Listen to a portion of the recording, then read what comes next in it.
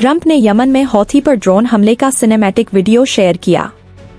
Drone footage जैसा दिखने वाला black and white aerial clip एक बड़े विस्फोट से पहले दर्जनों लोगों को इकट्ठा होते हुए दिखाता है, जिससे पूरे इलाके में गड्ढा और शव बिखर गए। वे हमारे जहाजों को फिर कभी नहीं डुबोएंगे, ट्रंप ने लिखा।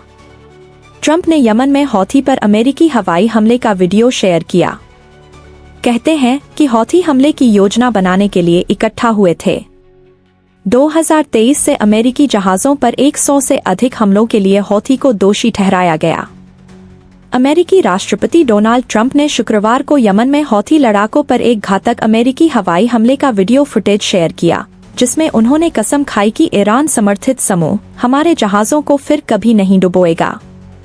ड्रोन फुटेज जैसा दिखने वाला black and white aerial clip एक बड़े विस्फोट से पहले दर्जनों लोगों को इकट्ठा होते हुए दिखाता है, जिससे पूरे इलाके में गड्ढा और शव बिखर गए। ये हौथी हमले के निर्देश के लिए इकट्ठा हुए थे। उफ, ये हौथी कोई हमला नहीं करेंगे, ट्रंप ने अपने social media platform truth social पर लिखा। वे हमारे जहाजों को फिर कभी नहीं डुबोएंगे। यह हमला 15 मार्च को यमन में हौथी नियंत्रित क्षेत्रों को लक्षित करके शुरू किए गए दैनिक अमेरिकी हवाई हमलों की लहर का हिस्सा है। ट्रंप के अनुसार समूह ने नवंबर 2023 और जनवरी 2025 के बीच मिसाइलों और ड्रोन का उपयोग करके व्यापारी जहाजों पर 100 से अधिक हमले किए थे। कथित तौर पर 2 जहाज डूब गए और उस अवधि के दौरान 4 नाविक मारे गए। सोमवार को एक पोस्ट में ट्रंप ने दावा किया कि हौथियों को पिछले 2 हफ्तों में लगातार हमलों से तबाह कर दिया गया है। उन्होंने कहा, उनके कई लड़ाके और नेता अब हमारे साथ नहीं हैं। हम उन्हें हर दिन और रात मारते हैं, और भी ज्यादा। शिपिंग और क्षेत्र को खतरे में डालने वाली उनकी क्षमताएं तेजी से नष्ट हो रही हैं। उन्होंने आगे कहा, हमारे हमले तब तक जारी रहेंगे जब तक कि वे नेविगेशन की स्वतंत्रता के लिए खतरा नहीं बन जाते।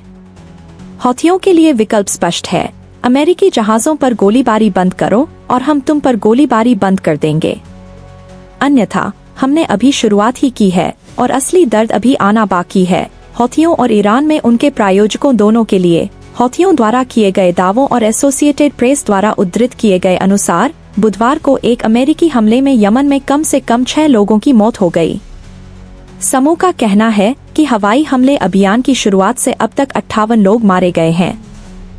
ट्रंप के प्रशासन ने हाल ही में सैन्य कार्रवाई में वृद्धि को इजरायल और अमेरिकी जहाजों के खिलाफ हौथी की नई धमकियों से जोड़ा है, जब इजरायल ने पिछले महीने गाजा के लिए जाने वाली मानवीय सहायता को रोक दिया था। हौथी नेताओं ने सार्वजनिक रूप से पश्चिमी जहाजों पर अपने हमलों को गाजा में युद्ध की प्रतिक्रिया और इजरायल पर अपने सैन्य अभियानों को रोकने के लिए दबाव डालने के तरीके के रूप में पेश किया है। पिछले महीने के अंत में हौथियों ने यूएसएस हैरी एस ट्रूमैन और लाल सागर में संचालित कई अमेरिकी युद्धपोतों पर हमलों की जिम्मेदारी ली। ट्रंप ने कहा है कि समुद्री डकैती, हिंसा और आतंकवाद के उनके अभियान ने लाल सागर और अदन की खाड़ी में शिपिंग को बाधित किया है, जो स्वेज नहर से ऊर्जा और कार्गो के लिए प्रमुख वैश्विक व्यापार मार्ग हैं। विदेश विभाग ने हौथी वित्तपोषण नेटवर्क से जुड़े व्यक्तियों और कंपनियों पर नए प्रतिबंधों की भी घोषणा की है। मंगलवार को जारी एक बयान के अनुसार इनमें वित्तीय सुविधाकर्ता, खरीद संचालक और हौथियों का समर्थन करने वाले वैश्विक अवैध वित्त नेटवर्क के हिस्से के रूप में काम करने वाली कंपनियां शामिल हैं। ये प्रतिबंध मार्च की शुरुआत में हौथियों द्वारा यूएस रीपर ड्रोन को मार गिराए जाने के बाद की गई कार्रवाई के बाद लगाए गए हैं। इस बीच ऑपरेशन से पहले एक संचार दुर्घटना ने अनजाने में अमेरिकी सैन्य योजनाओं का खुलासा कर दिया। रिपोर्टों के अनुसार राष्ट्रीय सुरक्षा सलाहकार माइक वाल्च ने गलती से पत्रकार जेफरी गोल्डबर्ग को सिग्नल ग्रुप चैट में जोड़ दिया, जिसमें वरिष्ठ अधिकारी यमन में योजनाबद्ध हमलों पर चर्चा कर रहे थे। सुरक्षा विशेषज्ञों ने यह भी देखा है कि हौथी हमले चीन और सऊदी अरब जैसे देशों के जहाजों से बचते हुए प्रतीत होते हैं, जो सुझाव देते हैं कि हमले अंधाधुंध होने के बजाय लक्षित होते हैं। यमन के ज़ैदी शिया अल्पसंख्यक हूथी को वर्षों से ईरान का समर्थन प्राप्त है।